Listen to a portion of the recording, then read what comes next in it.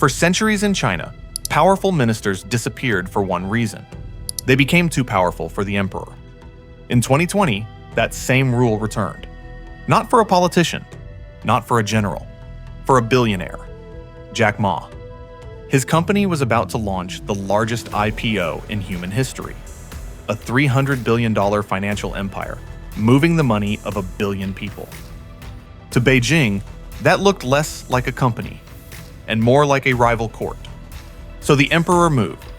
Jack Ma's empire was dismantled. His wings were clipped, his power dissolved. But the emperor spared the man, because sometimes emperors keep weakened ministers alive, as a warning to every other courtier who might dream of the throne. March 2023. A quiet school campus in Hangzhou. Children are planting trees as part of a spring program on environmental education. Cameras capture the moment as a familiar figure walks through the courtyard, smiling politely, speaking softly with teachers. It is a small scene, almost ordinary. But the man standing there once terrified the most powerful regulators in China. Jack Ma. For nearly 2 years, he had disappeared from public life. No speeches, no interviews, no conferences.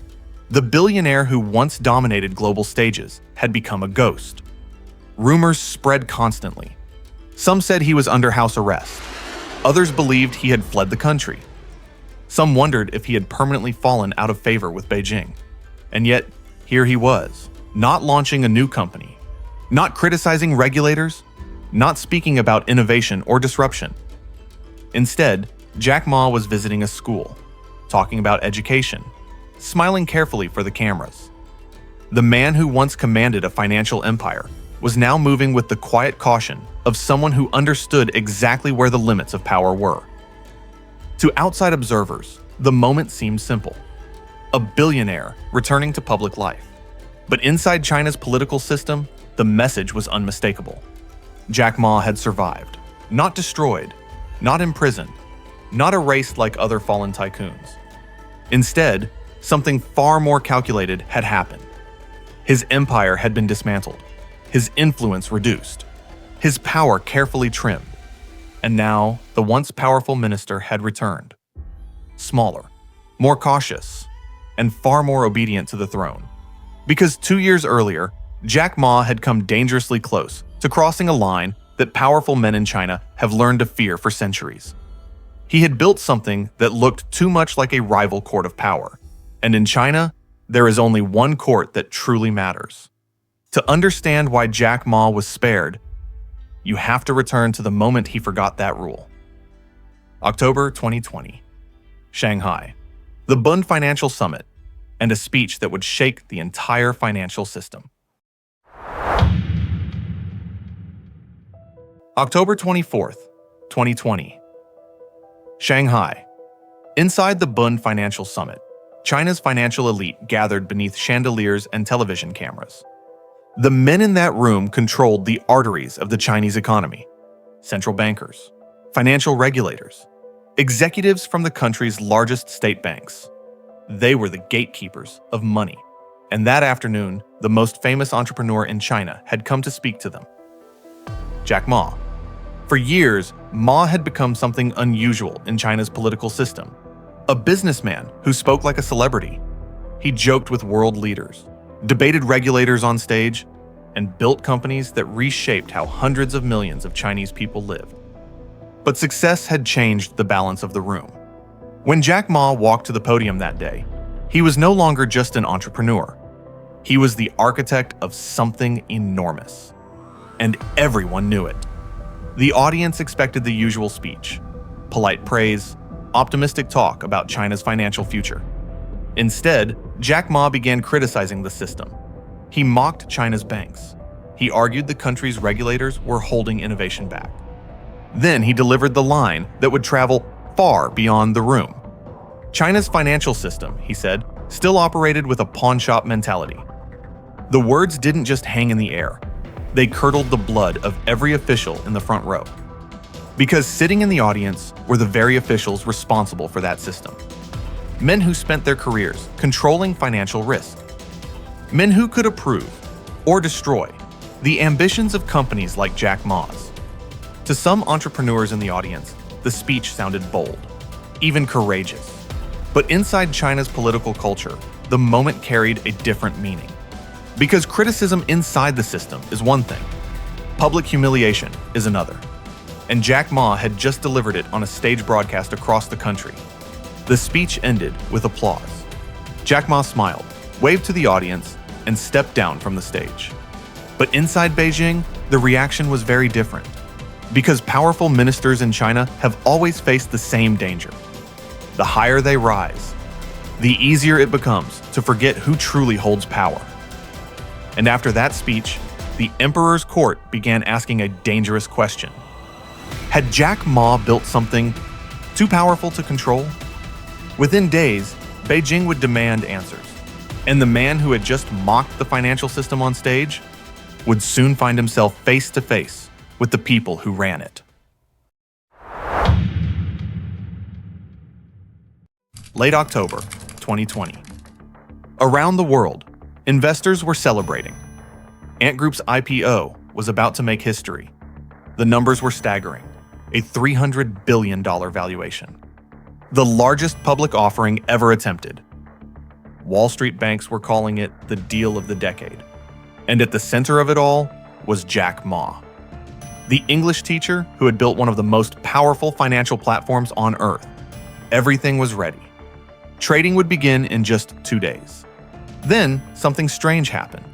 Jack Ma was summoned to Beijing, not to celebrate, to explain himself. Inside a closed-door meeting sat China's most powerful financial regulators, the central bank, the banking commission, the securities regulator. This was not a negotiation, this was an interrogation. And suddenly the tone around Ant Group changed. Officials began asking uncomfortable questions. How much money was Ant lending? Who was really carrying the risk? How much control did Jack Ma have over China's financial system? The deeper regulators looked, the more dangerous the answer seemed. Because Ant Group wasn't just a tech company anymore. It had quietly become the financial gateway for more than 1 billion people. Payments, loans, investments, insurance. Functions that once belonged to the state were now flowing through Jack Ma's platform. In other words, a private empire had begun growing inside China's financial system. And its founder had just publicly mocked the regulators. 2 days before the IPO, the decision came down. Without warning, without negotiation, Ant Group's historic IPO was suspended. Just like that, the largest IPO in human history was gone. Global markets were stunned. Investors scrambled to understand what had happened.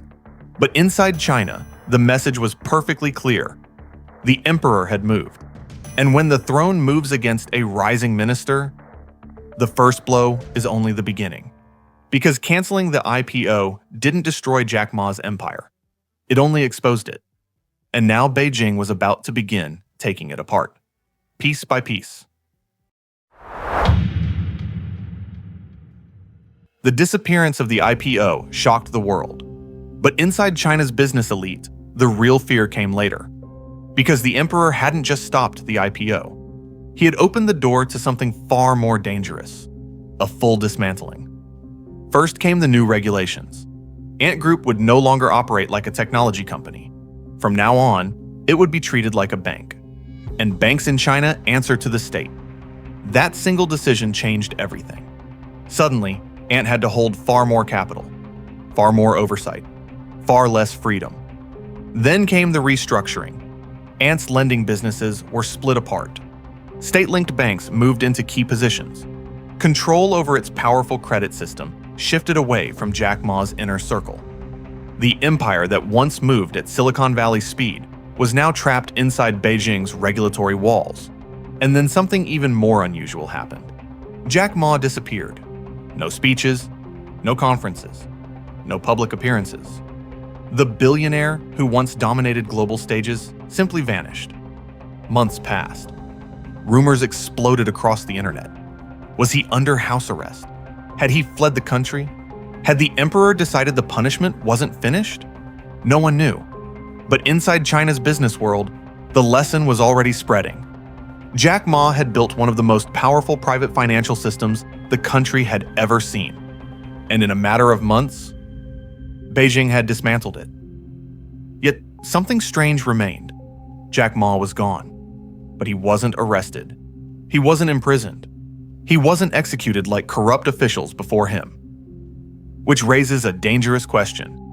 If Jack Ma had truly crossed the emperor, why was he still alive? Because the real goal of this crackdown wasn't revenge. It was something far more strategic. And to understand it, you have to look at what happened next, when Jack Ma finally returned. In China's long imperial history, powerful ministers often met brutal ends. Some were executed, some were imprisoned, some simply vanished from the records of history. But the most skilled emperors understood something else. Sometimes killing the minister creates a martyr. Sometimes it creates chaos. And sometimes it creates fear. But the most effective warning of all is different. You let the minister live. You strip away his power. And you let everyone watch what happens. That is exactly what Beijing did with Jack Ma. Because destroying Jack Ma himself would have been risky. He wasn't a corrupt official hiding stolen money. He was one of the most famous entrepreneurs in China, a global symbol of Chinese innovation. Arresting him could have shaken investor confidence. Punishing him too harshly could have spooked the very tech industry China wanted to grow. So the emperor chose a different strategy. Jack Ma would live, but his empire would not. Ant Group would be reshaped, its power diluted.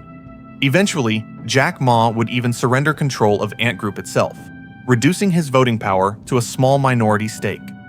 Its influence brought firmly under state supervision. And the message would spread far beyond one company. Every billionaire in China understood what had just happened. For years, the country's tech founders had expanded at astonishing speed. Alibaba, Tencent, Meituan, ByteDance. Private platforms were becoming enormous centers of influence, some even rivaling the reach of state institutions. The rise of Jack Ma had pushed that trend to its limit. So Beijing made an example of him, not by destroying the man, but by dismantling the power behind him. And the message was unmistakable. In China, innovation is welcome. Success is rewarded. But there is one rule that cannot be broken. No private empire can ever rival the throne. And for nearly 2 years, Jack Ma stayed out of sight. Quiet, careful, until finally, the former minister returned. Not as the bold challenger who once lectured regulators, but as something very different. A man who understood exactly where the limits of power were. In March 2023, Jack Ma quietly walked back into public view. Not on a global stage, not at a tech conference, not announcing a new empire. Instead, cameras captured him visiting a school in Hangzhou, speaking softly with teachers, smiling politely for the students. It was a small moment, but inside China's business world, the message was unmistakable. The once powerful minister had returned to court. Not as a challenger, not as a rival power, but as a man who now understood exactly where the throne stood. The empire he built was gone. His wings had been clipped, and the lesson had spread across every boardroom in China. No private empire can ever stand above the state. Yet Jack Ma's story also revealed something else about power in modern China. The emperor does not always destroy those who rise too high. Sometimes he reshapes them. Sometimes he humbles them. And sometimes he lets them live. Because a living example can be far more powerful than a dead one. Today, Jack Ma rarely speaks about finance. He doesn't challenge regulators.